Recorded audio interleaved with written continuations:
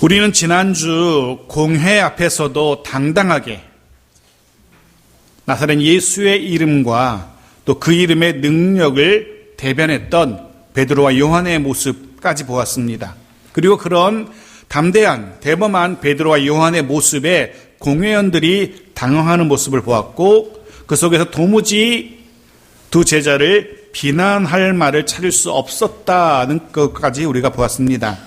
자, 이제 공회의 결정이 무엇인지 우리가 계속 이어서 보려고 합니다. 어떤 결정을 그들이 내리는지. 자, 먼저 15절입니다. 같이 읽죠. 시작. 명하여 공회에서 나가라 하고 서로 의논하여 이르되, 먼저 베드로와 요한을 그 공회 재판정에서 잠깐 물러나게 합니다. 그들을 어떻게 처결할지 서로가 의논하기 위해서 그 두 사람을 물러나게 한 겁니다. 하지만 도무지 묘안이 떠오르지 않았던 것 같습니다. 그도 그럴 것이 베드로와 요한의 행동과 그리고 그들의 답변에서 꼬투리를 찾을 수 없었던 겁니다. 죄를 물을 만한 것을 도무지 찾을 수 없었던 것 같습니다. 여러분 한번 생각해 보십시오. 이 문장을 읽으면서 오늘 본문을 우리가 쭉 읽었지만 이상한 점을 혹시 발견하지 못하셨는지요? 그런 겁니다.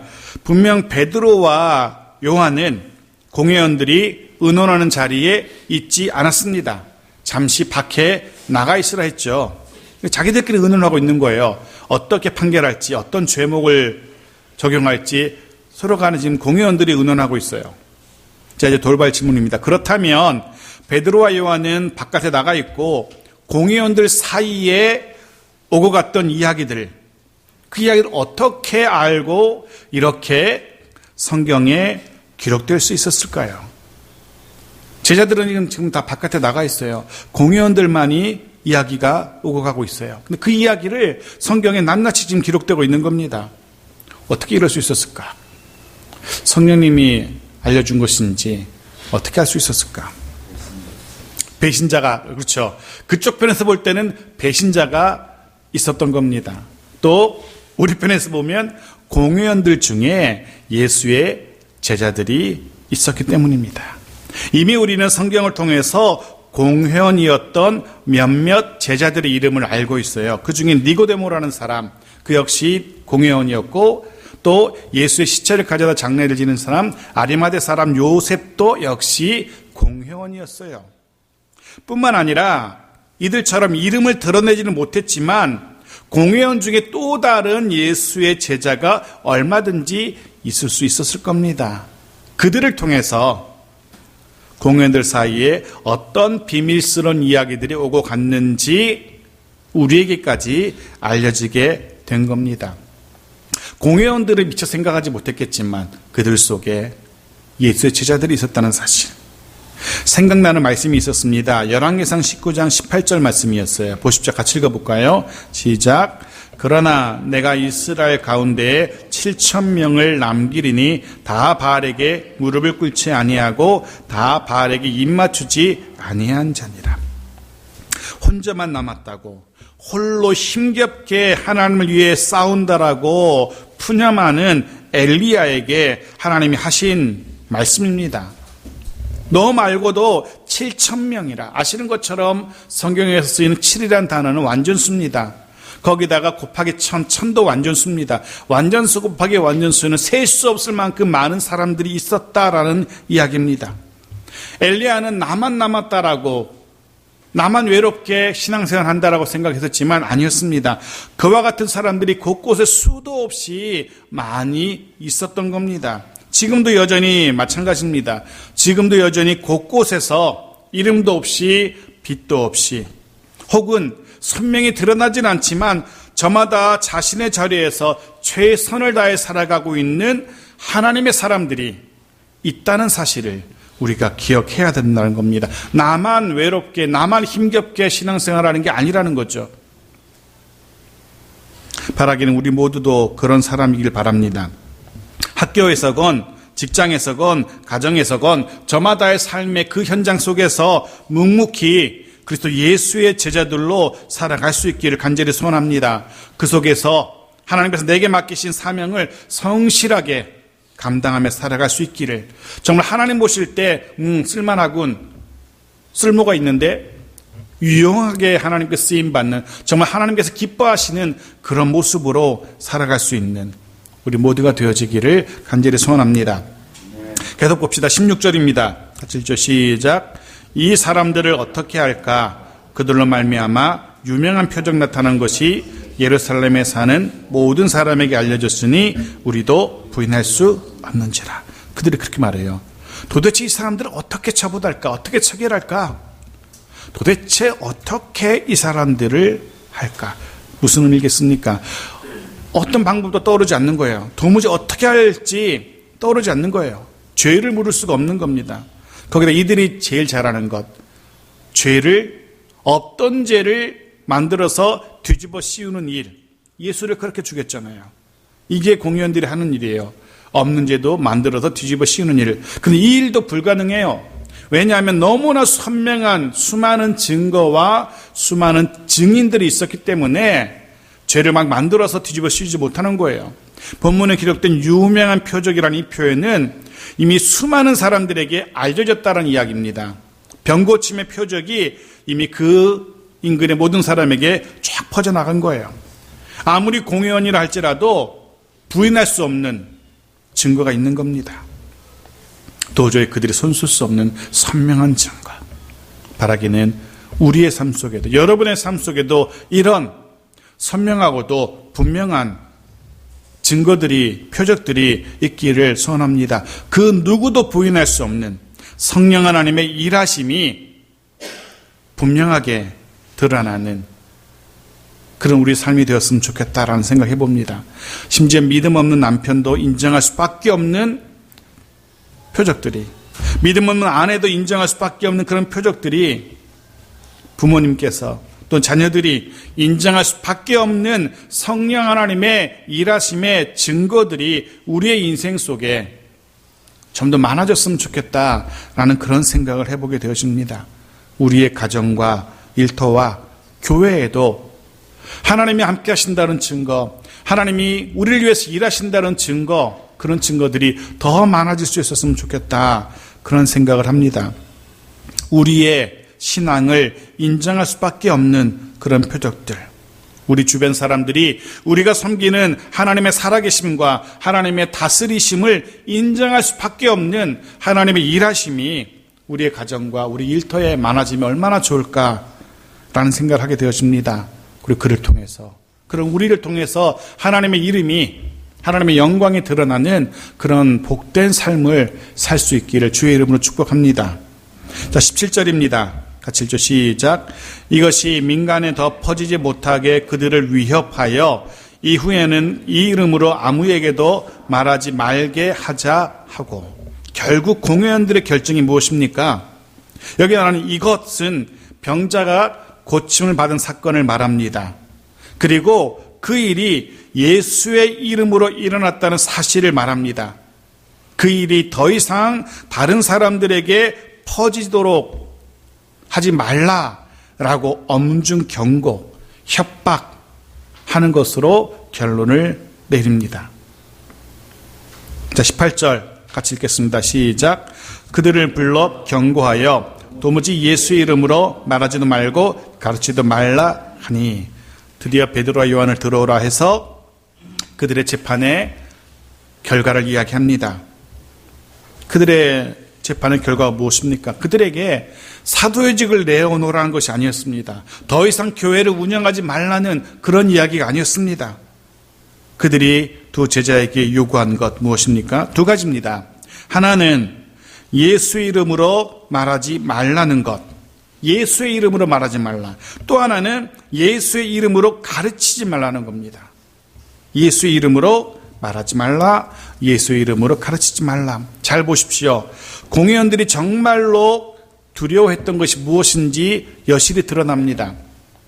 그들이 두려워했던 것은 병고침의 기적 그 자체가 아니었습니다. 그들이 두려워했던 것은 예수의 이름이었습니다. 그 이름으로 말하는 것, 그 이름으로 가르치는 것, 그 이름이 사람들 사이에 퍼져나가는 것, 이것이 공회원들이 무엇보다 싫었던 겁니다. 그리고 사단이 가장 싫어하고 사단이 가장 두려워하는 것도 바로 이겁니다. 예수의 이름이 퍼져 나가는 것. 해서 오늘날도 온갖 수단과 방법을 다 동원해서 우리로 하여금, 우리를 통해서 혹은 교회를 통해서 예수의 이름이 퍼져나가지 못하게 하려고 온갖 수단과 방법을 다 동원합니다. 여러분의 삶 속에서 예수의 이름이 퍼져나가지 못하도록 온갖 수단과 방법을 다 동원한다는 겁니다. 사단은 그래요. 우리 한 사람 한 사람 예수 믿게 된 것은 어쩔 수 없다라고 사단이 포기한다 할지라도 그런 나를 통해서 또 다른 사람에게 예수의 이름이 번져가고 퍼져가고 예수의 영향력이 번져가는 것만큼은 그냥 둘 수 없다라고, 너만 그냥 조용히 신앙생활 하라고 그렇게 유혹하기도 하고 도전하기도 하고 협박하기도 합니다. 그런 거죠. 너의 신앙을 아무에게도 알리지 말고 살아. 그런 거죠. 신앙을 주변 사람들에게 드러내지도 권하지도 못하도록 우리의 손과 발을 묶기 위해서 온갖 방법을 다 동원합니다. 그저 세상 속에서 세상이라는 보호속을 띠고 그렇게 세상 속에 숨어 지내라고 침묵을 강요하는 거죠. 실제로 많은 성도들이 이런 유혹 혹은 협박에 넘어가서 그렇게 지냅니다. 교회가 아닌 세상 속에서는 전혀 그리스도인답지 않은, 전혀 신앙인답지 않은 모습으로 늘 살아가곤 합니다. 그들의 말과 행동, 그 어디에서도 하나님의 백성, 하나님의 자녀다운 모습을 찾아볼 수 없는 이들도 많다는 것이 사실이죠. 그게 사단의 유혹이고 사단의 협박이고 사단의 계획입니다. 여러분 스스로 한번 생각해 보십시오. 여러분은 어떤지, 여러분의 가족들이 혹은 여러분의 친구와 친척들이 여러분의 신앙을 바라보면서 넌 다르긴 다르구나, 너는 나와 다르구나, 너의 신앙은 그래 정말이구나, 진짜구나 라고 인정받고 계신지 어떤지. 골로새서 3장 17절 보십시오. 골로새서 3장 17절 같이 읽겠습니다. 시작. 또 무엇을 하든지 말에나 일에나 다 주 예수의 이름으로 하고 그를 힘입어 아버지 하나님 아버지께 감사하라. 전 이 말씀을 이렇게 적용합니다. 무엇을 하든지 그 일을 통해서 예수 그리스도가 그의 이름이 드러나야 한다라고 적용합니다. 우리의 말과 우리의 일 속에서 늘 예수 그리스도가 드러날 수 있기를 간절히 소원합니다. 그래야만 합니다. 선택해야 합니다. 침묵할 것인지 아니면 담대히 입을 열어 우리의 삶으로 예수가 그리스도이심을, 그의 이름의 능력을 선포하며 살 것인지. 그런 공의의 위협과 경고에 베드로가 어떻게 대답하는지 보십시오. 베드로의 선택이 무엇인지 보십시오. 19절입니다. 같이 읽죠. 시작. 베드로와 요한이 대답하여 이르되 하나님 앞에서 너희의 말을 듣는 것이 하나님의 말씀을 듣는 것보다 옳은가 판단하라. 베드로와 요한의 모습, 여전히 공회의 권위에 주눅들지 않습니다. 그들의 위협과 경고에도 전혀 두려워하지 않습니다. 분명히 달라진 모습, 변화된 모습, 담대해진 모습을 우리가 다시 한번 확인할 수 있게 되어집니다. 그렇습니다. 그들은 변해 있었습니다. 그리고 그들이 말합니다. 뭐라고 말합니까? 너희의 말이 아니라 하나님의 말씀을 듣겠노라 라고 선언하고 선포하고 있는 겁니다. 그 무서운 사내들인 공회 앞에서, 유대 최고의 법정 앞에서, 재판관들 앞에서 너희의 말이 아니라 나는 하나님의 말씀을 듣겠노라 라고 당당하게 선포하는 이 두 베드로와 요한의 모습, 너무 멋지지 않습니까? 너무나 멋집니다. 그런데 세상은 오늘 우리에게도 똑같이 묻습니다. 수없이 많은 선택의 순간들이 우리에게도 주어집니다.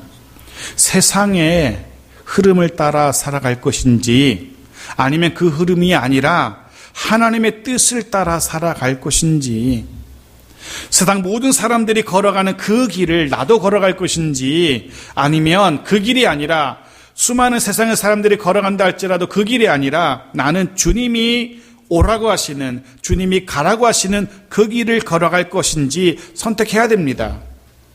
세상이 우리에게 요구하는 삶을 살아갈 것인지, 아니면 하나님이 내게 기대하시는 그런 삶을 살아갈 것인지, 우리는 매 순간마다 선택해야 됩니다.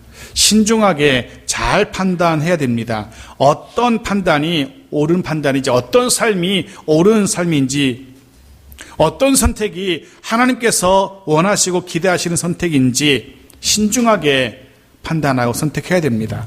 그 판단, 그 선택에 따라서 우리뿐 아니라 우리의 가정과 일터, 교회가 든든히 서가기도 하고, 그 판단에 따라서 반대로 오히려 우리의 가정과 인생과 가정과 일터가 와르르 무너져 내리기도 한다는 사실을 우리가 기억해야 됩니다. 그 순간의 선택이 세상이냐 하나님이냐, 세상의 요구냐 하나님의 기대냐, 그 선택에 따라서 우리의 삶이 완전히 달라질 수 있다는 사실을 꼭 기억해야 됩니다. 베드로와 요한은 하나님의 말씀을 선택합니다. 그리고 그의 답변이 계속해서 이어집니다. 20절 같이 읽겠습니다. 시작. 우리는 보고 들은 것을 말하지 아니할 수 없다 하니, 그들의 답변이 계속 이어집니다. 우리는 하나님의 말씀을 따르겠노라. 그리고 그 하나님의 말씀대로 우리가 보고 들은 것을 말하겠노라 라고. 공회원들은 예수의 이름으로 말하지도 말고 예수의 이름으로 가르치지도 말라라고 협박하지만 베드로와 요한은 이야기합니다. 아니라 우리는 내가 보고 들은 것 말하겠다. 그들이 보고 들은 게 뭡니까? 예수 그리스도의 삶을 보고 들었습니다. 그의 가르치심과 그의 죽으심과 부활하심, 그리고 승천하심을 그들이 보고 알고 있습니다. 예수 그리스도의 이름, 그들이 알고 있는 겁니다. 바로 그것.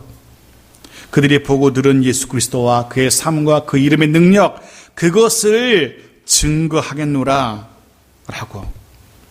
베드로와 요한은 바로 거기에 목숨을 걸고 있는 겁니다. 사내들인 공회와 맞서고 있는 겁니다. 말 그대로 죽음을 두려워하지 않는 모습입니다. 베드로와 요한뿐만이 아니었을 겁니다. 수많은 주의 제자들이 바로 그것, 예수 그리스도의 이름을 증거하는 그 일, 예수 그리스도가 자신들을 통하여 드러나는 그 일에, 예수 그리스도 이름이 선포되는 그 일에 목숨을 걸고 있었던 겁니다. 우리도 그럴 수 있었으면 좋겠습니다.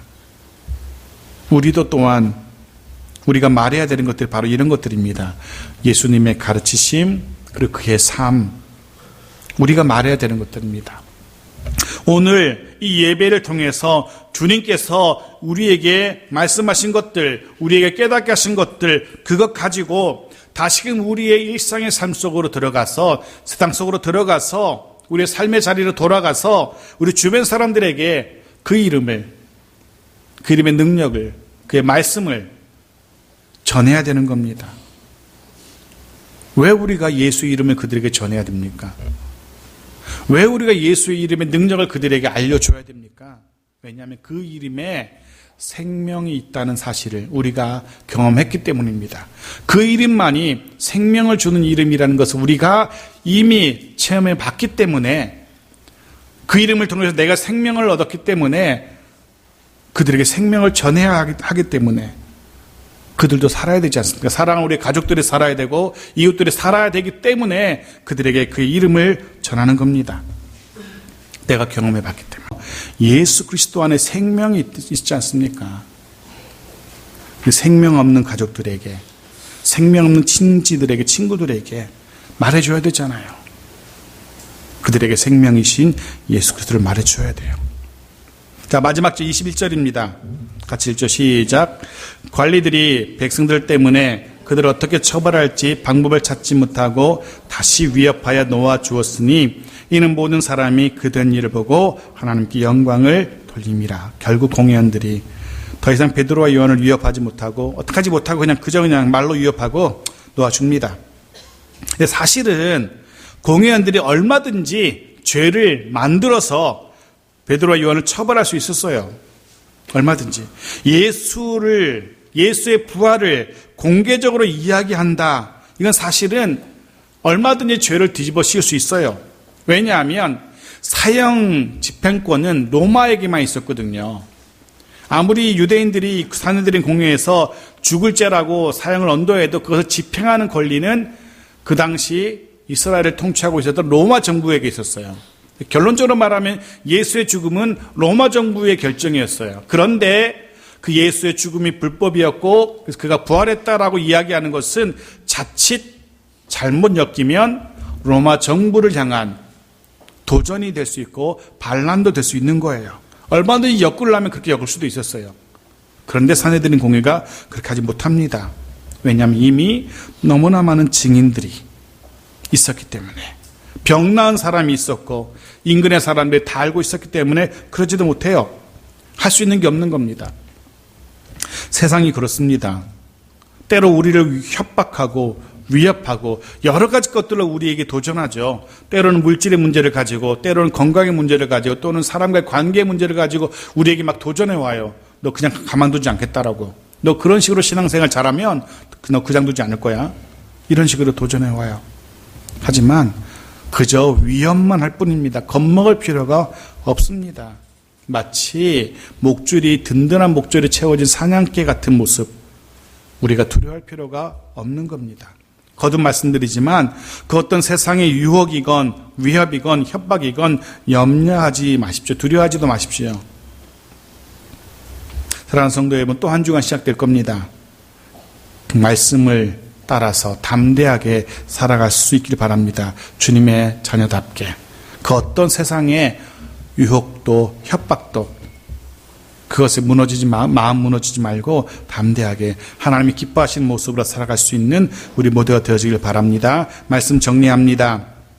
오늘 우리는 이 말씀을 통하여서 여전히 묵묵하게 자신의 삶의 자리에서 그리스도인의 삶을 살아가는 사람들의 모습을 생각해 봅니다.